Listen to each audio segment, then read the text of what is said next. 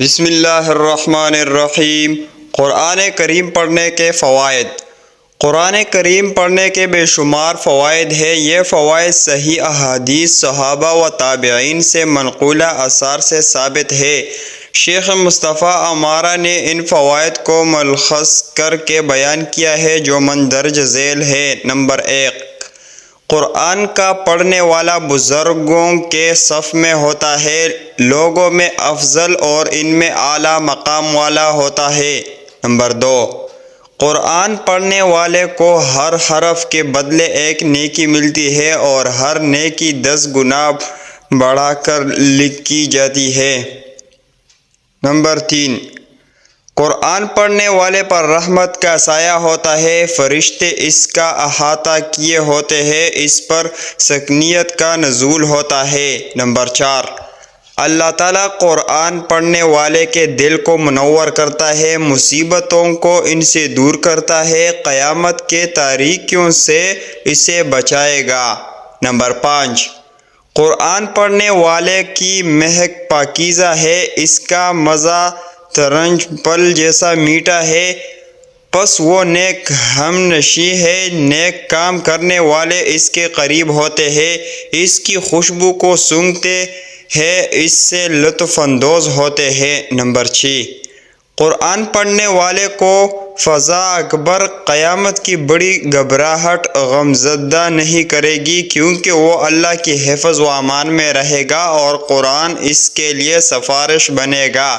Number 7، قرآن کا پڑھنے والا اپنے والدین کے حق میں باعث رحمت ہے، ان دونوں کو رحمتوں سے ہمکنار کرنے کا سبب ہے۔ اللہ تعالیٰ والدین کو ان کے بیٹے کی قرآن پڑھنے کے بدلے چمکنے والی روشنیاں عطا فرمائے گا۔ نمبر 8، قرآن پڑھنے والا جنت میں بلندیوں کی چوٹی تک پہنچے گا اور نعمتوں کی بلند و بالا مقام تک جائے گا۔ نمبر 9، نیک لوگ قرآن پڑھنے والے پر رشک کریں گے کہ کاش ہم بھی اپنے رب کے پاس اعلیٰ مقام میں ہوتے، وہ خواہش کریں گے کہ ہم بھی ان کی طرح کیے ہوتے۔ نمبر 10، قرآن پڑھنے والے کے لیے باعزت فرشتے رحمت و مغفرت کی دعا کرتے ہیں۔ نمبر 11، قرآن مجید پڑھنے والا مضبوط کڑا یعنی لا الہ الا اللہ پکڑنے والا ہے، مفید شفا کے مستحق ہے، گمراہی سے محفوظ رہتا ہے، مصیبتوں سے نجات پاتا ہے۔ نمبر 12، قرآن کا قاری اللہ والا اور اس کا مخصوص و مقرب بندہ ہوتا ہے، وہ اللہ کی اطاعت میں مشغول رہنے والوں اور عبادت گزاروں میں سے ہے۔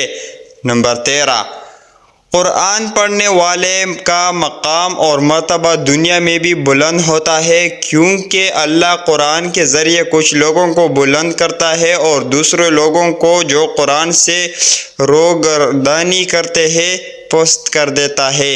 نمبر 14، قرآن کا پڑھنے والا اللہ کے یہاں ذکر کرنے والوں اور عبادت گزاروں میں شمار ہوتا ہے۔ نمبر 15، قرآن کا پڑھنے والا ان لوگوں میں سے ہے جن کی گواہی قیامت کے دن رسول اللہ صلی اللہ علیہ وآلہ وسلم دیں گے۔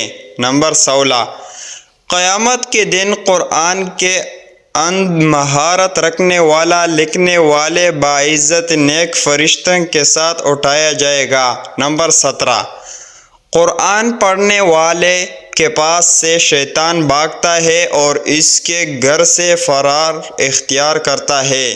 نمبر 18، قرآن پڑھنے والے کی عقل منور ہوتی ہے، اس کا دل حکمت سے بھر جاتا ہے، اس سے علم کے چشمے پھوٹتے ہیں۔ نمبر 19، قرآن پڑھنے والے کے اندر نبوت کا ایک ٹکڑا ہوتا ہے مگر اس کے پاس وحی نہیں آتی ہے۔